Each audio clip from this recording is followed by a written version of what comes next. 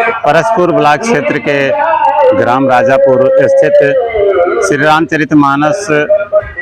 पावन ग्रंथ के रचयिता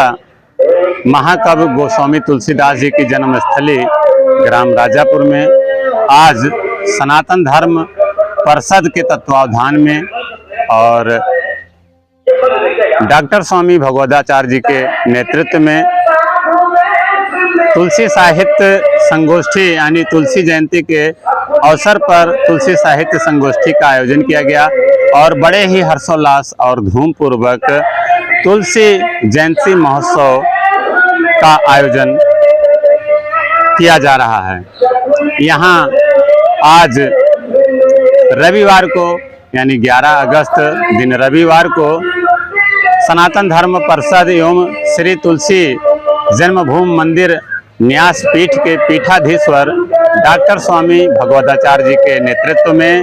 तुलसी जयंती महोत्सव बड़े ही हर्षोल्लास पूर्वक मनाया जा रहा है, जिसमें आज इस तुलसी साहित्य संगोष्ठी में प्रदेश के विभिन्न जिलों से मूर्धन्य बुद्धिजीवी कवि एवं साहित्यकार तथा ग्रामीणों ने पहुंचकर कार्यक्रम में प्रतिभाग किया है और गोस्वामी तुलसीदास जी की जीवनी, गोस्वामी तुलसीदास जी की जीवन रचना और उनके मानस श्री रामचरित मानस के व्याख्यान को यहाँ पर कवि एवं साहित्यकार अपनी अपनी रचना सुना रहे हैं, बात रख रहे हैं, संबोधन कर रहे हैं। यहाँ पर आसपास के ग्रामीणों की काफ़ी संख्या में ग्रामीणों ने पहुंचकर इस कार्यक्रम में यानी गोस्वामी तुलसीदास जी की जयंती के अवसर पर कार्यक्रम में पहुंचकर प्रतिभाग किया है और बड़े ही हर्षोल्लास के साथ श्री तुलसी जयंती महोत्सव का कार्यक्रम आयोजित हो रहा है। सबसे पहले मैं परम पूज्य भगवदाचार्य जी को इस बात के लिए धन्यवाद देना चाहता हूँ, कृतज्ञता व्यक्त करना चाहता हूँ कि जैसे हम सबके लिए हिंदू सनातन समाज के लिए लोगों के लिए अयोध्या, काशी, मथुरा पूज्य है, आदरणीय है, श्रद्धेय है, उसी प्रकार से गोस्वामी तुलसीदास जी की जन्मस्थली राजापुर भी उसी प्रकार से हम सबके लिए आदरणीय है, पूज्य है, तीर्थ है। और इस कार्यक्रम का आयोजन करके जो लोग यहाँ आए हैं निश्चित रूप से सबको सौभाग्य प्राप्त करने का अवसर प्रदान कराया, इसके लिए आपको बहुत धन्यवाद। और मित्रों, मुझे कुछ नई बात बताने के लिए शेष यही है, लेकिन हम सब जानते हैं कि महाकवि तुलसीदास जी ने श्री रामचरितमानस का की रचना करके भगवान राम जो परमपिता परमेश्वर है उनको मर्यादा पुरुषोत्तम, एक मर्यादित पुरुष का आचरण किस प्रकार से होता है, एक भरत के रूप में भाई का आचरण किस प्रकार से होता है, माता सीता का आचरण एक ज्ञानी के लिए किस प्रकार से प्रेरणादायी हो सकता है, ऐसे जितने पात्र हैं उनको भगवान के रूप में नहीं, एक आदर्श मानव के रूप में, एक राजा के रूप में, एक भक्त के रूप में किस प्रकार की उनकी भूमिका हो सकती है, ये सारा कुछ बताने का काम अगर किसी ने किया तो गोस्वामी तुलसीदास जी ने किया। इतना ही नहीं तो मुझे लगता है कि आज के 100 साल पहले श्री रामचरितमानस की रचना हुई होगी, लेकिन आज जो घटना घटित हो रही है या आने वाले समय में जो परिस्थितियां उत्पन्न होंगी उन सब की कल्पना निश्चित रूप से तुलसीदास जी को रही होगी। और मुझे लगता है भूत, वर्तमान और भविष्य तीनों को ध्यान में रख करके उन्होंने श्री रामचरितमानस की रचना की।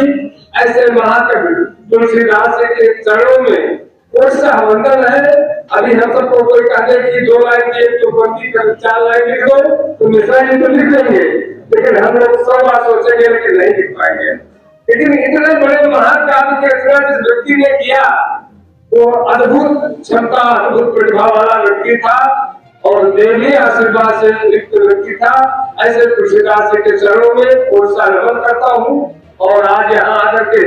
बड़ी प्रसन्नता हुई। निश्चित रूप से मैं बार बार आदरणीय भगवदाचार्य जी को इस बात के लिए धन्यवाद देना चाहता हूँ।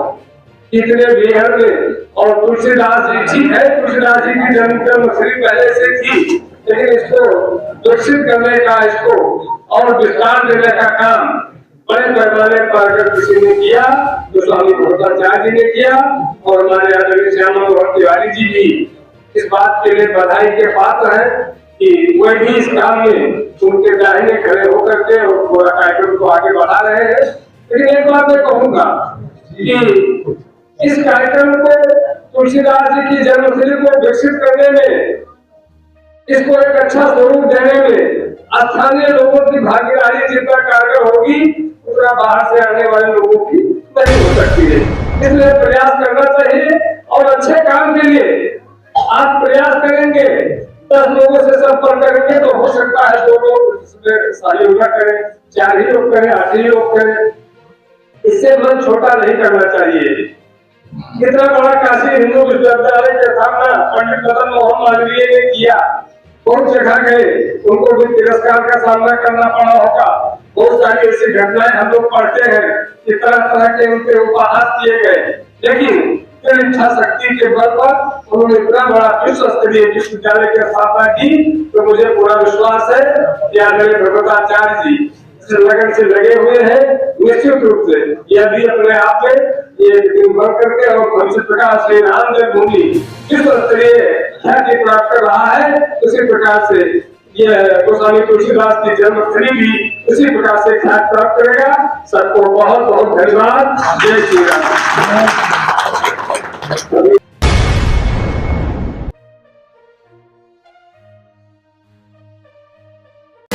Please like Circle Media News channels, share and subscribe. Thanks.